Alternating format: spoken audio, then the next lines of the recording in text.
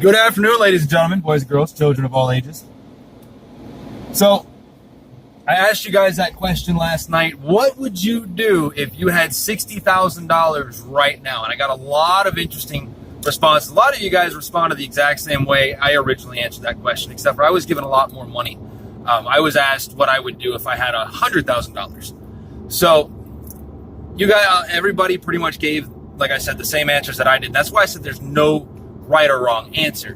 There is a more right answer than the rest. So we've all said the same thing. I'd buy a new car. I'd buy a house. A couple of you went even as far as to say that I would pay off my debt. Now, that's part of the more right answer. The more right answer is to free up some of your credit and to pay off some debt, so that way you put yourself in a better situation. A lot of you also went as far as to say that I would start a company with $5,000, or excuse the emails, or I would do XYZ with a business or an investment. And the real answer is with only $60,000 or $100,000, you can't really invest into big commercial units like the apartment complex idea, or you could probably do a duplex and do okay with that, because then one half's renting out while you're living in the other half. You're still back to that working a full-time job and still having to take care of that stuff situation, because you're going to want to be able to maximize your income and maximize your profits. That's what all this is about. Now, very few of you really broke in and broke out with the whole invest in the market strategy. Now, that is really the most right answer. The most right answer is to find yourself, take that money, take 20, 30,000 of it, put it into a high risk money management or money market system, and then take the smaller portion and put it in the low risk. That way you're building a retirement for yourself. You're building a future for yourself. And with those high risk, you never know. You might actually hit a position to where, boom, all of a sudden, holy cow, look at all this growth. So by taking that initial step, yes, pay off all your debt, pay off all your consolidations, pay off all your delinquencies, pay that stuff off. Absolutely. If it's manageable, keep some of it, but use that money, use that investment as a way to build yourself. Now, I know some of you are going, oh, well, I want to buy my house and I want to do this and I want to do that. And that's great. The issue comes in too, that sometimes we buy above our actual mean limit. Now, like I said, when I was asked this question, it was revealed to me that there are two types of people in this world.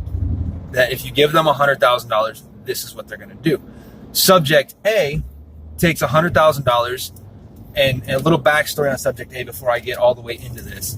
Subject A is the person who grew up in a very mediocre lifestyle, very low level, lower income, low middle class, who has very little money management knowledge because the family didn't really talk about money. The family didn't really put emphasis on learning anything about investing in real estate and stuff like that. Subject A is also that in between, to where they might have a little bit of an idea, but they're not sure still. So they try and unfortunately they fail. These are the people that will go out and spend that $100,000 on a brand new Land Rover, buy some new jewelry, a brand new Armani suit, try to look that part. And really all they're doing is they're shooting themselves in the foot. That's really it.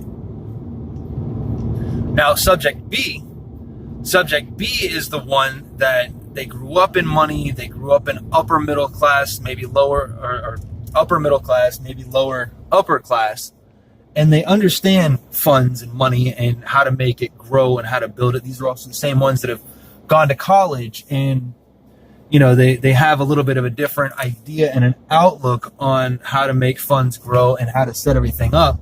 So they will take that $100,000 and they will invest it in such a way that within the next year, 2 years, they are living on dividends because they've invested their money wisely. They put it in certain situations. Now, me personally, I come from that lower class.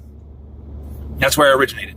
Very lower class. Like I said, some of you guys have heard the backstory. I pretty much grew up dirt floor poor. Do we want for nothing? I mean, there's times when, we struggled. We had hard times. And that's really what drives people to leave that lower class and try to move back up, because you hit a point in your life when you look at that and go, I don't want to be here, and I'm going to fight, and I'm going to scream and yell and tooth and nail it until I don't go back to that.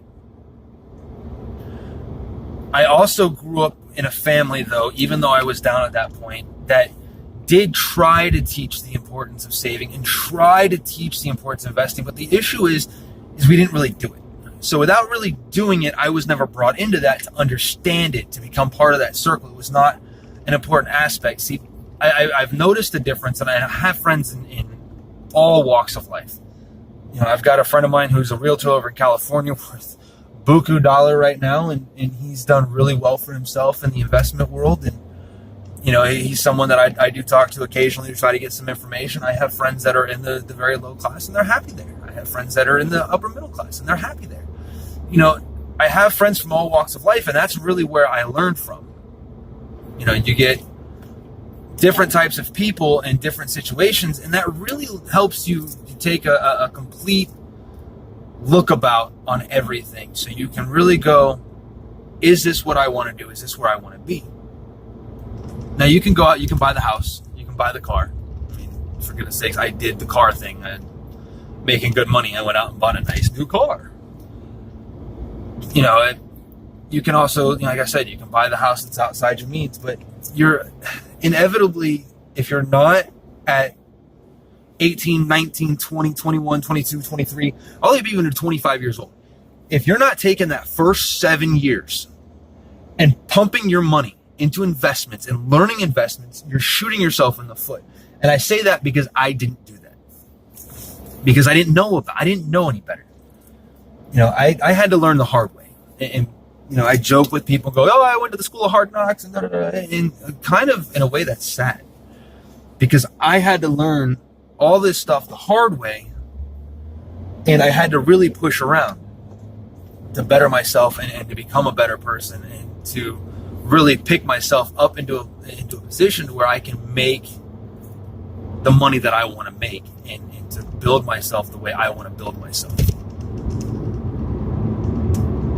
A few things make you really start standing out once you can really start get yourself into that position. And one of the big ones is being able to nail interviews and selling product in nothing more than a t-shirt and a pair of shorts. I just sold a whole bunch of product in a t-shirt and a pair of shorts, because when you start learning these things, and this is the big difference. This is one thing that I've learned. When you stay in that lower class mentality, your confidence level and the way you carry yourself is completely different than when you start trying to pull yourself out of that. I'm not saying there's not some confident people in the lower class. There's not. And I'm not trying to downplay one over the other, because unfortunately it's going to happen regardless, no matter what society you're in. It's going to happen that way. But I've definitely watched a change in my mentality as I have kicked and pushed and bled and fought to move myself up. That little bug in the back of my ear that says you don't want to go back to that. I respect where I came from. Don't get me wrong. Don't even question that. I respect where I came from. I have a lot of good morals and a lot of good values because of how I was raised, and growing up that way, I learned how to really pinch stuff when it's necessary. But I've also noticed that as I've moved myself up, my confidence level has come up. I've built myself up and out. A lot of us, we get into these situations to where it's hard for us to build ourselves up and out because we become part of that negative portrayal. And that really does take a big negative run on our brains. And it's very true that whatever a man can conceive, he can achieve. And a lot of us, we get stuck in that mentality of, well, this is where I'm from. This is how I was. This is just where I'm going to be. By that statistic right there alone, I should be in prison. I grew up in the projects. I grew up in the hood. I spent a lot of time in places where I probably should not have been, but because of who I associated with and all that other stuff I did. However, I started to pull myself away from those friends and learn to start elevating myself. Did it suck? Did I lose a lot of friends? Yes, I did. However, and this is the one that really kills me, because I've had so many good people in my life. I still have quite a few good people in my life. I've started trimming the fat.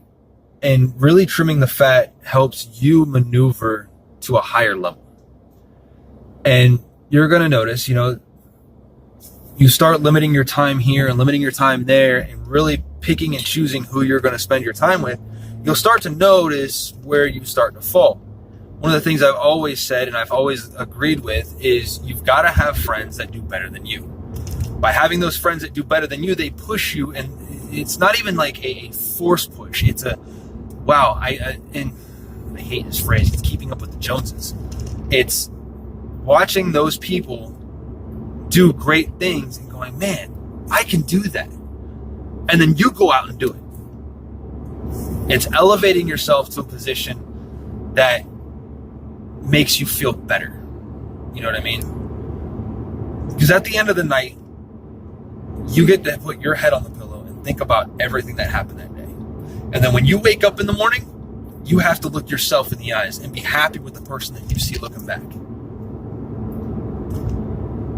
One thing I will tell you guys is that when you start trimming the fat and you really start to take time to learn people and learn their qualities and keep the quality around you, you're going to notice that you're going to feel better. You're going to notice that life is going to start getting better. This is a 2-part video. I do have a portion of the other video that I'm going to throw up as well. The problem is for whatever reason, I ran out of space on my phone. So that is part of it. This is the remainder. I'm kind of rewording some of the stuff as I go because there's a lot to it. I really want you guys to move from being subject A to subject B. And you've really got to take that time to learn. And I think the statistic was something around, 90% of the people that they read fiction and sci-fi and stuff like that. They won't pick up a self-help because they're afraid to. Guys, do it. You guys hear me talk a lot about John Gordon. He wrote Shark and a Goldfish. He wrote Who Moved My Cheese? I believe that was Energy Bus. Those books right there. And those are real quality books. I've read them. I'm actually reading the No Complaining Rule right now. I've reread The Shark and the Goldfish several times because there's quality knowledge in there.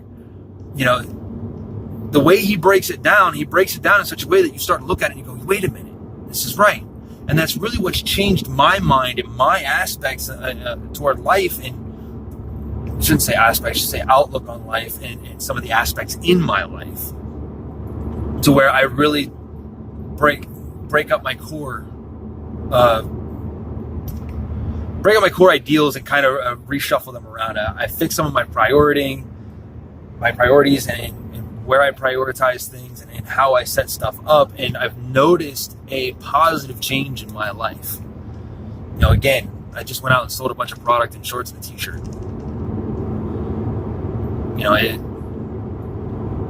When you start having that positive air about you, it translates to everything else around you. When you're stuck in that negative funk and you keep breeding more negative funk and more negative and more negative and more, it's hard to get out of that. So you really got to pick yourself together and go, this is what I need to do. This is how I need to do it. Let's go ahead and work on this. Let's build this. Pick up a hobby and really kind of fall into learning what that hobby is. And then if you like money, start reading on all the ways to make it work for you. If you like cars, learn how to build one. Go do it. Stop making the excuses of, I can't afford it. That mentality will keep you in that negative. When you start going out and going, well, what do I need to do to afford it? That's where the difference is. Subject A goes, I can't afford it. Subject B goes, what can I do to afford it? And that's what you got to learn. It's changing that paradigm of thought. It's instead of being the reactive thinker, going back to that stuff and becoming more of a proactive thinker, you really change what you're going to do for everything else going on. Reactive goes, oh, there's nothing I can do about it. Proactive goes, what can I do about it?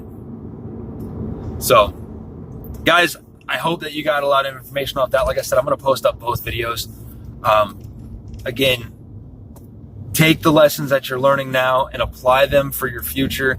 Do things today that your future self will thank you for. Build yourself up. You guys are amazing. I love you guys, all the support I'm getting. Candace, thank you for the thank you note the other night. Caroline, thank you for stepping all over my stinking video.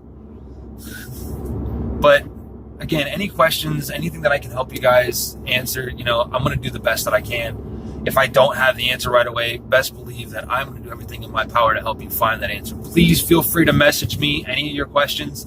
I have an open phone policy, if you will. I've had quite a few of you text me at random hours of the night. Glad you guys know that I'm a night owl.